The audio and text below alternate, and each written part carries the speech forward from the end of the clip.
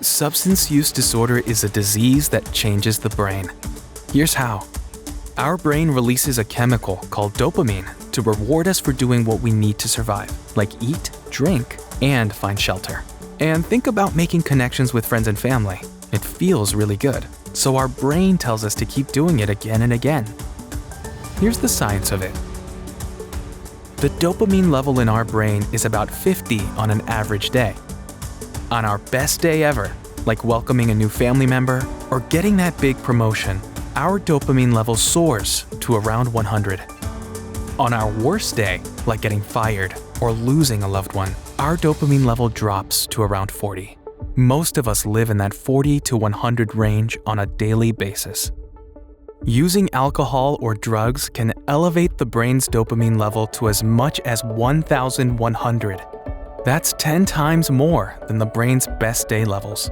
That's a reward so big, it can physically start to rewire the brain, especially if we use substances regularly, or if we have environmental and genetic factors that predispose us to substance use disorder. This is when the brain can start to prioritize that substance over everything else in our lives. But once the brain is rewired, no matter how much of the substance we use, our brain will never reach that 1,100 again. And the brain's natural dopamine production will start to decrease over time until we need more of the substance just to get our dopamine up to 30, which is less than our worst day ever. This leaves barely enough dopamine to get out of bed.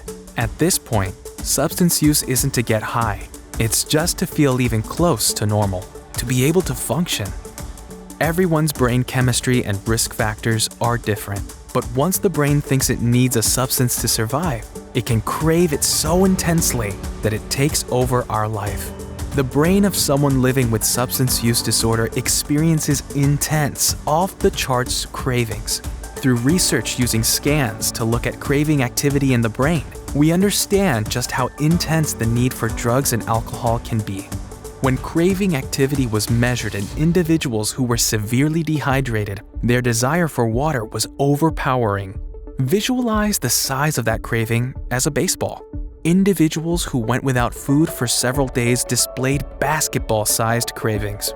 Cravings for drugs and alcohol in the brains of people with a substance use disorder measured up to the relative size of a baseball field. And for some, the intensity of those cravings didn't lessen until after 2 years of not using. Imagine you're in recovery. Your brain is screaming 24/7 for a substance you're trying to avoid for up to 2 years. And this is while your dopamine level is lower than most people's worst day ever. That's the science of why recovery can be an ongoing, difficult process. But there's hope. The brain can heal. There are 23 million people living in recovery in the United States. Each is traveling a personalized path of recovery through one or a combination of approaches. Treatment works. Giving people the care, tools, hope, and support they need helps them recover from substance use disorder and reclaim their lives. 1 in 10 of our neighbors lives with substance use disorder. It affects teachers, teenagers, first responders, retirees, our whole community. We all know someone who has been impacted by substance use.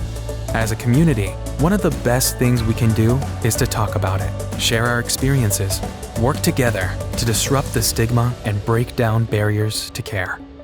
As a community, we need to change our minds about what substance use disorder really is. A chronic disease that requires treatment and ongoing support, just like any other disease. We need to recognize and accept that it is affecting the people around us, our neighbors, families, and friends. We need to talk about it, and we need to know how to help.